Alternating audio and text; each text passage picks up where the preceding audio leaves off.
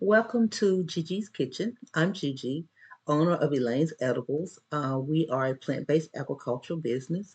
We are all about plants, and today we're going to do a quick, easy way to make an apple pie using our spiced apple syrup. This is our spiced apple syrup, and what we're going to need, very simple, just pie crust, and that's a frozen pie crust. We also have a regular pie crust that we use for the top. And then we just have a bag of apples that are already peeled and sliced for us. This makes things very, very easy and makes this recipe very quick. So what we're going to do is we're going to start with these apples. You can leave them whole slices or you can chop the slices up. I like bite-sized pieces of apple in my apple pie, so I'm going to chop these slices up.